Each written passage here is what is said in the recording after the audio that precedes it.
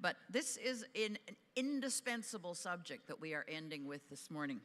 And it is the whole question of how we get at transdisciplinary, transsectoral issues and try and incorporate these together into solutions. Several of the panels yesterday, the business leaders, the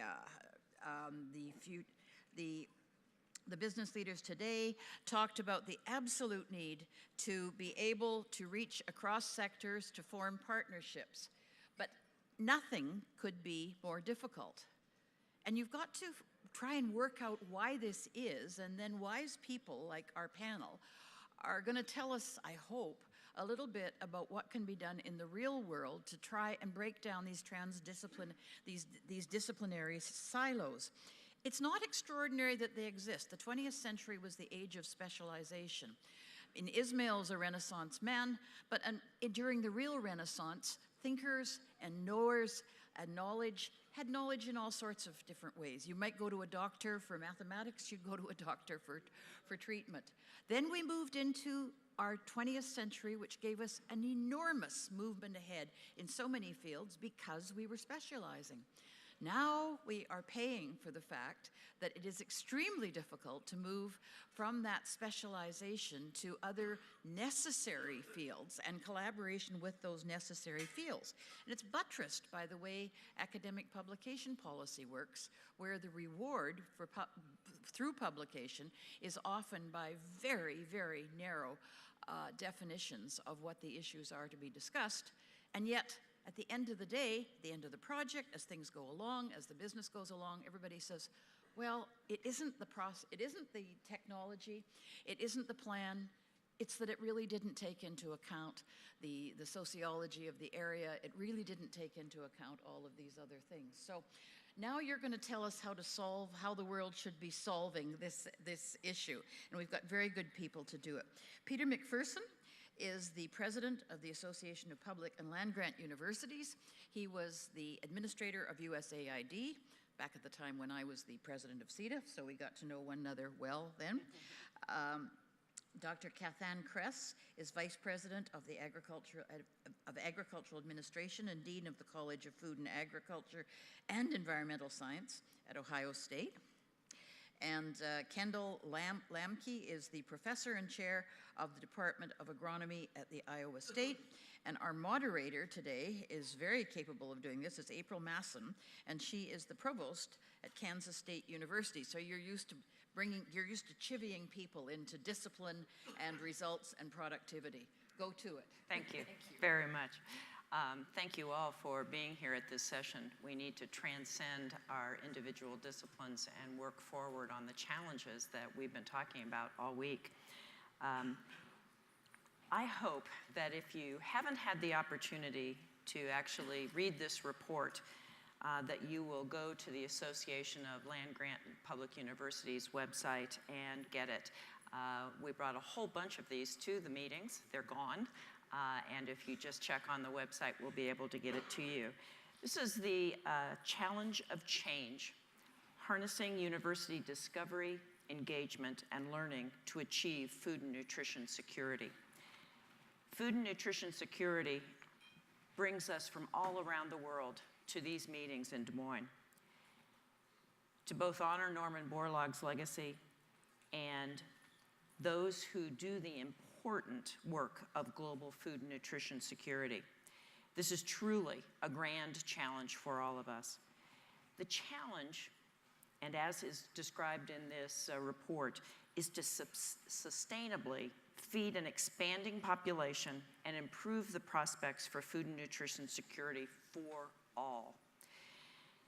It's a very complex challenge, and it focuses around a number of areas. First, availability of food, increasing yields sustainably with low loss and very little waste of the resources. Access, getting resources for all populations equitably. And lastly, utilization, addressing both malnutrition and obesity to ensure full human potential, and doing this safely to protect and improve public health. This report looked inside universities. We really analyzed ourselves. We challenged ourselves to bring together the talent and the knowledge to address global food and nutrition security. Truly a big challenge, but I think we're up to it. And we have the educational institutions, the research programs, the government and non-government entities, and industry. And we've heard from each of these groups this week. We can bring these groups together in venues like the one we are exchanging information here now. Wednesday afternoon, I learned a great deal about CRISPR-Cas, not enough that I can rattle off what the acronym means, but from an Iowa-raised researcher who now is at MIT and others, I learned its power as it relates to the attributes of crops. Today's wonderful panel represents the educational and research universities that produce the teachers and researchers of tomorrow. We take this challenge of food and nutrition security very seriously. And we've challenged ourselves to see how we might address it more directly by harnessing the powers of many disciplines, all disciplines in some cases. We propose doing this by using a truly transdisciplinary method, as defined by Rosenberg literally back in 1992, as collaborating in the exchange of information, sharing resources, and integrating disciplines to achieve this truly important common goal of global food and nutrition security. To talk with you about this from their three different and unique perspectives are our panel members. From a very high level, across many different institutions, Peter McPherson. From a college level at an individual institution, Cathann Kress. And from the departmental faculty perspective from Kendall Lamkey. Each of our panelists is going to start with a 3-minute overview of the topic, and then we're going to jump into questions and discussion about breaking down the silos as it relates to global food and nutrition security. Peter, will you start us off? Well, it's good to be here. It was this commission that APLU put together, the Challenge and Change Commission, whose fundamental conclusion was that the problems we have before us need cross-discipline work. I had a number of people who actually who have attended this week, and I thought it was worthwhile pointing out a couple of those. Jim Burrell, known to so many of you, a longtime senior executive at DuPont, was here. Helene, and on the commission, Helene Dillard, the dean at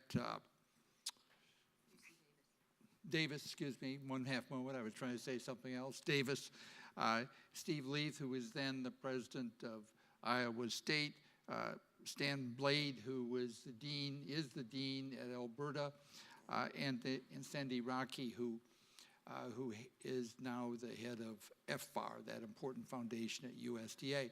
So those and several other people, it was a real mix of people from private sector, from some government, and of course from universities to identify some of the key objectives that we must do to feed the world by 2050 and our contributions to them. Now, let me give you some perspectives from my background and experience. I ran Michigan State 11 plus years, have now run this association of literally all the big public universities in this country. And so I've traveled and talked to leadership of the universities across the country for years, have, and still do. And let me identify what I see some changes that are really, I think, give us a special opportunity now on driving solutions. We are 10 years ago, let's say, everybody said we've got to work at things across disciplines. Everybody has said that. There isn't an academic here or many others that wouldn't say that. Well, I think, and we believed it, but I think that people felt that was a dream, not a reality. Well, as I look around the country, talk to people, I think, in fact, it's beginning to really happen. For lots of reasons, we may talk about them, but there is a focus on cross-discipline approach that we've never had before. And the way we're doing it as a practical matter is a large number of universities have identified, formally or otherwise, big challenges that we're trying to get done. Ohio State has, we'll talk about that, but it's not the only school. There's dozens, actually, that we can't talk about priorities because some people feel left out if you say priorities, but we can say here are the big issues we're going to get at. And it bottomed in our capacity in our state for lots of reasons. Well, so I see a movement, and big issues almost always take cross-discipline work. There's just no way that you can do this. We've moved faster, by the way, I think, in health care, where NIH huge grants have forced us to be cross-discipline. But I think it's happening across universities generally. And by the way, when you identify some big challenges, this gets a bit in the weeds, you may say, but it's an important reality on a campus. The big challenges almost always require social sciences as well as traditional hard sciences.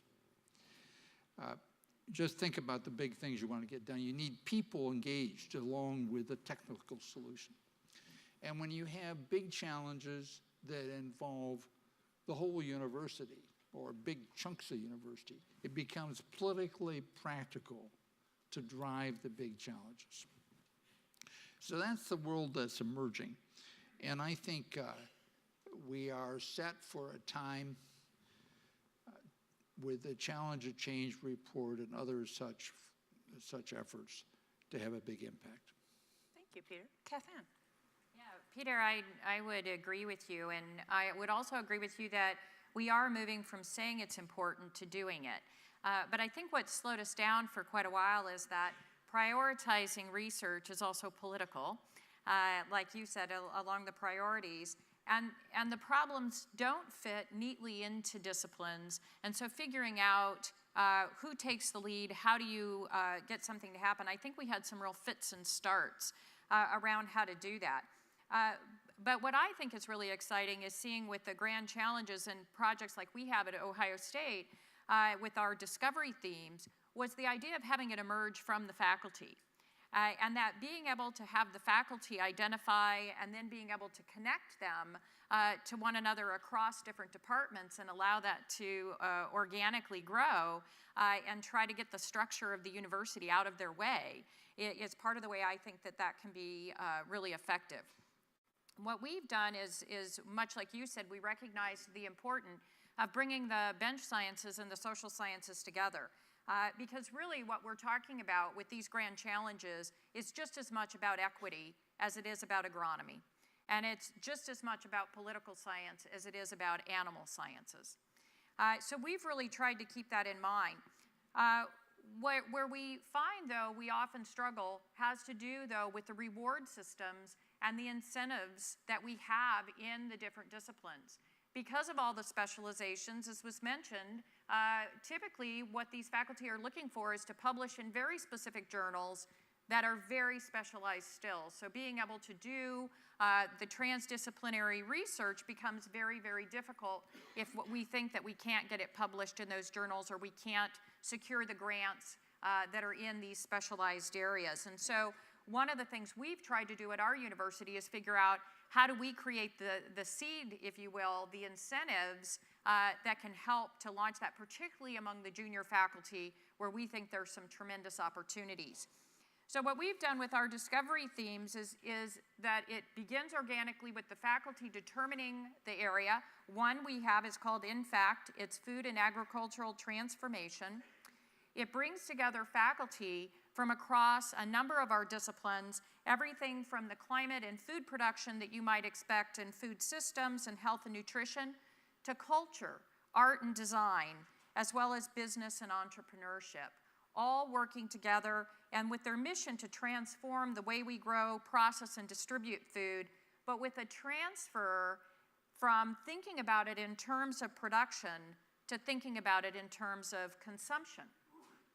And so I think there's just some tremendous opportunities as we look to the future. We also have established ways to engage the students, such as a newly launched learning community that's focused on agroecosystems and sustainability, but isn't just for students in our college, but attracts students from all over the university to engage with us as we do this work. Very good, thank you. Kendall. Thank you, April. So it's a pleasure to be here. And when I became chair 12 years ago in agronomy at Iowa State, you know, our department's focused on looking at the production system, right? And believe it or not, we involve different disciplines. And we're trying to tackle these complex, wicked problems like we've outlined in this Challenge of Change report. And I realized that our disciplines weren't talking to one another, at least formally. And so we started implementing a systems thinking perspective and started implementing a framework of systems modeling. And I know that those words give some people the jitters, I understand that, but I think they bring three things to us that are important for our conversation today. One, they allow us to synthesize the knowledge that we've all accumulated in our disciplines and bring it together to bear on these problems in world food security. Secondly, they form a glue to hold our faculty together around a common cause and to get them to work together and help them develop the common language they need to talk with one another. And then they allow them to pursue these individual disciplinary questions in a thoughtful way, right, as they apply to the system that Cathann was talking about earlier. And I think that's been working for us, and it takes time. And then once we get this together internally, right, then we can start working with the sociologists, and then we can start working with the economists, which we really got to do, right, because without them, we'll never solve these problems. So at the university level, I'm going to talk about some things just from my perspective with faculty, right? So first of all, we need engaged university leadership all the way to the top, right? They got to recognize the complexity of these problems and how that impacts all the way down, because we need them to set examples for how we should behave and act and do these things, right? And secondly, we need to focus on how and who we hire as faculty and staff. And so they're the folks that are going to be doing this, and we need to continue to focus on a diversity of people and thought. And these people need to come in with excellent communication skills, and then after we hire them, we need to mentor and support them as people. And that's because that's what they want to do. These people want to solve problems, and we need to give them the freedom to do that. We need to make some changes at the funding system. In the funding system, we can maybe go into that later. We need community engagement. If we're going to solve these problems, we've got to be engaged with the communities that have them at the faculty level, rather than the armchair approach of trying to predict what their problems are. Then I think we also need to start training our undergraduate and graduate students to think like this and give them the perspective of working in these teams in a transdisciplinary way and developing the language that they need to communicate with people in other disciplines like engineers, like economists, like sociologists, you know, from a department like mine in agronomy. All three of you have brought up some really good points. I want to pick up Kendall's last comment. Let's talk about funding. So our research is driven and supported by incredible funding at many different levels. How do you see our funding as helping our transdisciplinary research or hindering it? What are the obstacles that we need to overcome to truly have efficient, sufficient convergent research support? I'll let anyone start. You brought it up, Kendall. I brought it up, so I'll start then. So I think this is a wicked complex problem too, right? and so, you know, I don't think there are any single solutions, but I think part of the problem is, you know, so the grant review system itself, I think, sort of canalizes grants down a path because the very people who are reviewing them are also have an interest in how these things move forward. I don't think we do a very good job of measuring impact from grants. So right now we're measuring it in like a publication framework, and what we really need to do is set metrics for how they really tackled the hard problems we're trying to solve. And what kind of impact have they had on the ground? How have they impacted a farmer, right? And of course, the other challenge with grants is there's lots of lobbying for different kinds of individual research, right? Because we have this single factor approach that we're going to solve these problems with single factors. And so I didn't offer any solutions, I don't think, but I think we can deal with the review process, and how we measure grants. Well, even creating review processes for the grants and for funding that has transdisciplinary representation on the review teams would help, because then you have that broader view, even taking a look at what the project is and making determinations about funding. I'd also agree with what Kendall was saying about leadership sort of all the way along. One of the things at Ohio State that of course I'm pleased by because of where I'm sitting now, but I'm a social scientist as dean of our College of Food, Agriculture, and Environmental Sciences because of our recognition that you absolutely have to start demonstrating and role modeling the transdisciplinary approach, not just talking about it. Well, it seems to me whenever you're part of or running a big organization, you need to have big goals. I mean, that's true. When I ran AID, we had some big things, ORT and so forth, that we drove that changed the organization. In business, you better have some big goals. And in universities, when you go back over the generations, we have been more focused on multiple goals that were quite specific. And what I see happening, I mentioned this before, is our institutions are changing to have a handful of big cross-cutting goals. And why did we do that? Well, part of it is the world has gotten more complex. At least we've understood it better and understood the complexity better. So we got a very complex world, and there aren't good, simple answers. And part of it is I think we better understand how to do things. And of course, we're under even greater pressure to respond to society with their problems. Public universities have to respond to society's problems in the way private schools don't really need to. Many of them, of course, do, but don't need to.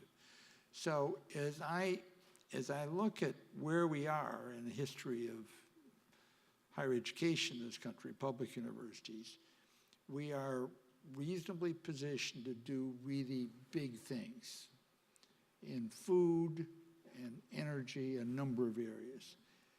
And it's because I think we have a different mindset than we did 10 years ago. I really believe it. I'm sure to those of you who are not part of universities, this seems like all kind of inside baseball. But what I'd like to have all of you come away with is the idea that universities more and more are capable institutionally and want to say, here are the big things that we can get done at Ohio State or Iowa State or Michigan State or even Purdue. And I can tell you one thing, Mitch Daniels thinks like this. Mitch Daniels is the ultimate, let's have big ideas and drive it. And when you get that, then and as was said, none of these big solutions are going to come by just a test tube. Well, and the exciting thing, I think, too, is to think about not just the transdisciplinary within one institution, but what can it look like if it becomes trans-institutional, trans-regional, and then trans-country. And what I'm excited about is seeing faculty who it used to be multidisciplinary meant that maybe Kendall and I got a grant together, we went in together, we wrote the proposal, we got it, and then we divvied up the funds, and okay, Kendall, you go do what you're gonna do, and I'm gonna go do what I'm gonna do. And that's not really what we're talking about. Now what we see with the transdisciplinary is much more where we're working together collaboratively to identify what the issue is and then to work together throughout the whole process. That, to me, is where some real excitement is about what we can do. And the thought about being able to broaden those partnerships, and that's the beauty of the public university system, to a whole variety of other partners as well as internationally, the power of that is infinite. Well, I think we're more prepared to work, as we surely should be, with the private sector too, with different relationships, and their problems don't come in neat packages, neat disciplinary packages. Or departments. They don't come in departmental packages, and they come with a problem. And so you got to figure out, and I think that pressure and that engagement with the private sector, in part because we need the money. I mean, this is driving some of this, surely, but also this whole idea we want to solve problems as public institutions. So I think we're all in agreement this is absolutely critical work to do, and from very different perspectives. How do we remove the barriers for those who are on our campuses that want to be part of this? Can we do that at the university level? Do we have to start at the departmental level? I have some scars. They're not terribly visible, but I have some scars for working on tenure and promotion documents on our campus. How do we remove the barriers that may be somewhat self-inflicted? The journal that you publish in, how many publications? You're working with an industry? Oh my goodness. How do we remove those barriers so that they aren't the barrier, that people will go on and do the work that's very important and needs to be done? Well, I'll start. I can start on that. So then you have to be careful. So I think we need to quit focusing on money to start with. And, you know, and so sometimes I feel that, well, we're all about just getting indirect costs. And, you know, and I'm not meaning this as criticism of Iowa State, but I think this mentality sort of starts pervading. And we need to focus on the problems, and then the money will come, right, if there are good problems to be working on. I think we sometimes set up unintentional barriers internally. You know, we set up these processes internally, and they have these unintended outcomes, right? Sort of the same. We're a complex system too, just like the ones we're trying to figure out, and we don't always think about the consequences of these things that we do internally, and how faculty start thinking about them at the. We don't want them thinking about money. We want them thinking about problems.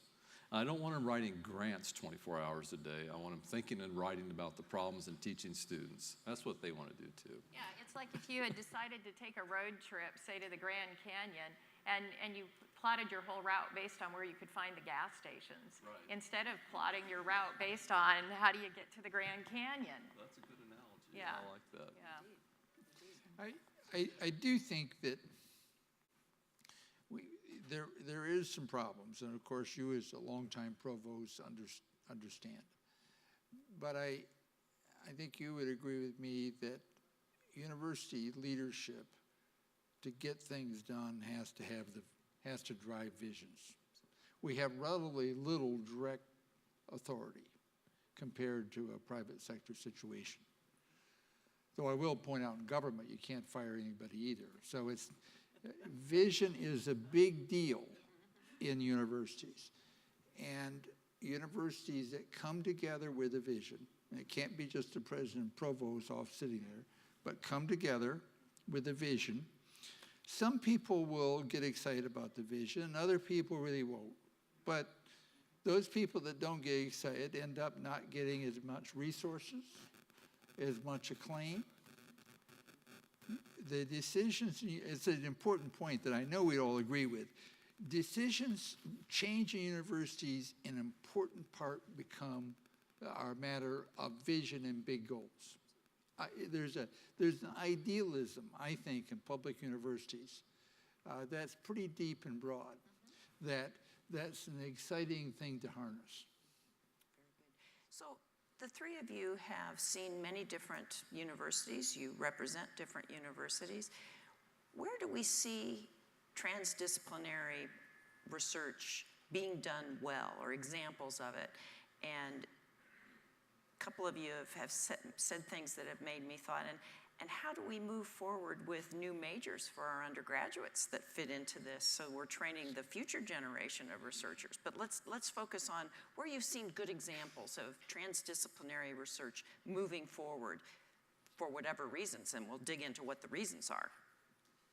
Yeah, so I think, well, I kind of like what Peter was saying earlier, and I've been in some conversations here lately with the private sector, and I think the private sector actually thinks about these things in a transdisciplinary way, because they do have to solve real-life problems in real-life world and get things to work and explain to people how they do work, right?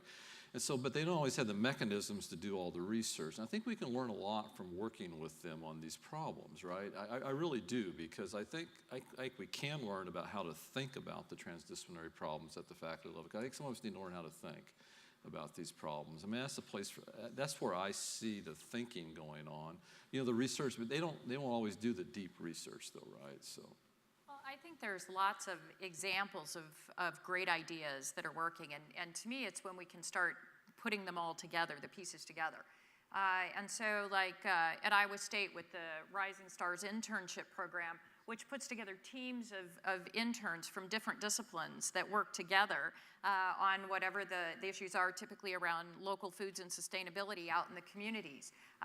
That's a great way to start that training of that. You know, when I think about our discovery themes, one of the things that I think is so powerful about that is if we're working on a particular issue in agriculture and we decide that we really need a geographer, it really allows us to be able to reach into that department and pull somebody in, as well as leveraging new hires. But the really exciting thing that I think fits with what Kendall was just talking about is it also allows us to reach out into the networks that are external to our university and to be able to pull them into our discovery themes as well. And that's where I think there's some real power that we haven't fully thought about of how do we engage these public-private partnerships in ways that really are effective. So often I think in academia we think, well, then they're going to, you know, drive our research, or then my research won't be unbiased. Well, you know, we're trying to solve a problem.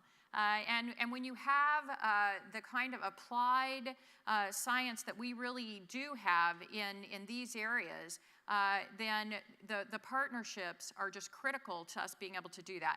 And I think there's a number of institutions right now that are really moving forward on public-private partnerships in ways that I think are very encouraging and are really going to be part of the key. Well, the schools that are most visible, I suppose, are those who have decided they're going to have what their big challenges. They call them by different names, grand challenges, whatever. And certainly Ohio State has gone through that process. And you have to go through a process. And a lot of it ought to come from bottom up, ought to be based upon what the strength of your faculties are, what you've got. I think that my understanding, and I haven't been there in the last couple of years, but Nebraska's water effort, for example, cuts across the campus. But guess what? Nebraska's the place to do water. Now, we could do it in Ohio and Michigan, and we've got some water issues, but you would feel it differently in Nebraska. Minnesota has made the same kind of broad commitment to identifying key issues. Now, going further, our friend Michael Crow at Arizona State has essentially begun to break down the departments. And there's some very interesting stuff there. Michael is infinitely creative, and he seems to be able to get away with it. And sustain it. So, but I think I'm of course intrigued with breaking it down that much, but I've always found in running big organizations that first comes the big vision. Yes. And the organizational stuff gets kind of dragged along once you've decided the big goal you're going to achieve. Well, and sometimes they kind of interact with each other too, because one of the things I was thinking about as you were talking about that is it can sound so simple, but one of the things that we've done at Ohio State is every new building that's coming online can no longer just be for one college.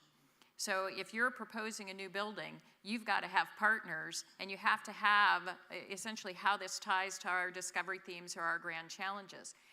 And so even that kind of thought process forces the deans, forces the departments, forces the faculty to already be thinking in those ways, even as we're doing something like capital planning, which often can seem kind of removed from what's our research focus going to be. The master plan of the landscape and building of the campus is a big deal. Yep. The physical proximity of our faculty is very important. I wanted to refer to an example in the Challenge of Change document where in the Northeast, a coalition of universities, both public and private, have come together to address issues related to low-income families having access to food. About 23% of the country's population are in these states, and people have come together to try to address an important issue of food deserts in those areas. Impact, addressing the particular issue. My experience, having been in administration for some time now, is if the problem is such that bring people together, we'll find out how to make it work administratively. We can get those barriers, but we need, I think, Kendall, you mentioned it, up and down the line, keeping people informed as to what the issues are.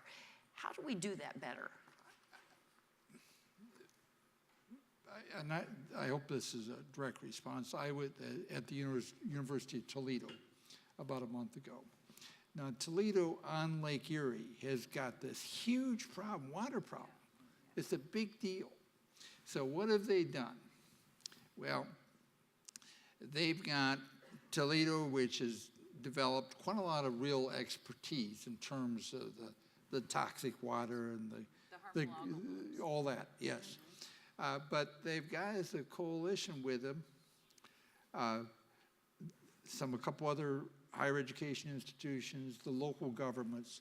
It's a group that spent an hour with me happily telling me what they were going to do and what they've done. Now, that grabs an institution, grabs the board, it grabs the political leadership of the place. Nobody talked about what department somebody was from. It was beautiful.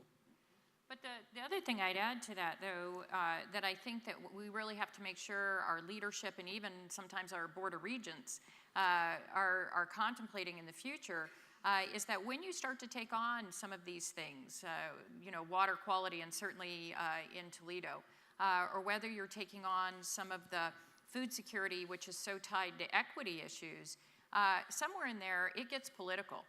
I think that's one of the things that our leadership is really going to have to be thinking about in the future is you can't solve some of the grand challenges without at some point grappling with the politics and the tension that exists among our constituents around a number of these issues.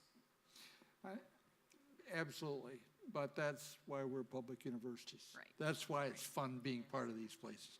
On the other hand, our secret tool, sometimes secret anyway, is that if we can be in the business of helping sort out what are the facts, it goes a long way. Most public policy in this country, certainly now, are dueling set of facts. If you can decide the facts, then at least some of the answers come out. But hang on, because what I want to say is sometimes it's not as simple, though, as a dueling set of facts. Sometimes, like, if we think about water quality, for example, what we know is that there isn't a clear answer. There isn't a clear solution. The best we can hope for is finding balance, right? Because we can't just say, well, we want food and we'll deal with bad water, or we want water but we aren't going to have food. So we have to find the balance. And what we might recommend up in Northwest Ohio is maybe not at all what will work in central Iowa. So what we're seeking then is always this sort of balance. I think in the past we could create the facts and we could have the facts. And so that was easier. Now, we can't necessarily create facts. All we can do is hope to be able to talk about where the balance point is and the recognition that the balance point may change. Well, then the body politic needs to struggle. The Toledo situation is excellent because, yes, you could take care of the water problem if they didn't farm anymore in that part of the state. Right. That's exactly right. Or the Chesapeake Bay, or for that matter, Iowa, right? That's Des Moines. right. Well, so I just want to think about this from a structural point of view at the university. We're all familiar with the old cliche that the world has problems and the universities have departments. And that became apparent to me recently because, well, sorry, you guys haven't heard that? Surely, I thought you had. And so, and an organization was trying to interact with us, and they really didn't know where to enter, right? They don't understand our structure. They don't know how we're structured. We need ways of managing the personnel in our institutions without them becoming these things that become that we become so loyal to, right? We need to become loyal to the problems and have these other structures just for managing personnel and faculty, right? And so that we have teams that work on water on campus and we know about those, or we have teams that work on crop production systems and we know who they are. Does that make sense? I don't know how to do that. I'm not an organizational expert, but. I want to pick up on something that was mentioned earlier, and that is that many of these big challenges are going to involve multiple institutions, both the private sector, governments, and other universities. Yes. And because of the internet, we can do that today. It's a lot easier. Moreover, it's going to involve universities in other countries. Yes. As many of you know, a few years ago, APLU asked several select group, really, of Mexican and Canadian universities to become members. It's been great because, not surprising, we got common water issues. We've got various environmental issues. We got lots of things, energy and food. So I think that, but once you start figuring out, once you start focusing on the problems, then you'll say, well, geez, over there they got some expertise we don't have. Yes. Kendall, I might propose a partial solution to what you indicated. You're right. Public university, large as we are, people will come to us in many, many different ways, and they'll hear something. It may not be consistent with a different department that they touch. We need to communicate in a manner that is consistent across the entire organization. Very difficult, easy for me to say, very difficult to do, and it relates to this, even to the political issues that you bring up, Cathann. Those are tough, but you need to be communicating them in a way that doesn't alienate any particular faction. Address that. Does that ring true to you in any way? To me? Well, no, it does. I've talked about that frequently, that you know, we're out there, you know, and even on pick a subject that's important in agriculture in Iowa, we'll have 9 different opinions on it. If you ask 9 different people, you get 9 different pieces of advice. I'm exaggerating a little, but not much. Thank you. And so I do think we need to be on a common page, and these people need to work together and communicate in one way. That's just my opinion. There's a woman over my right shoulder and a clock that continues to tick and a lunch that we're all going to. I want to thank the panelists. We could go on for a great deal of time. I have about 7 more questions that I thought of as you were speaking. This is a huge issue, and it is an issue that we as public institutions are willing to address, and it means that we need to get a little uncomfortable and move out and be able to talk across disciplines, talk within disciplines, and I'd like to see another panel perhaps in the future about how we now work with our students as we move this forward. We didn't get to talk about that. Would you help me in thanking our panelists for talking about this issue? Thank you. It absolutely breaks my heart to have to close down a panel that has just got to the important question, water. So they were talking about water at least twice, and I was delighted that you used that as an example. You have absolutely justified our confidence that you would be saying very important things about this subject. And I think you've given many of us a little heart that this seemingly insoluble phenomena actually has some transitory, forward-looking solutions. So it's not surprising given the quality. Keep on pushing, and it's not surprising given the quality of people worrying about it. Good for you. Thank you very much.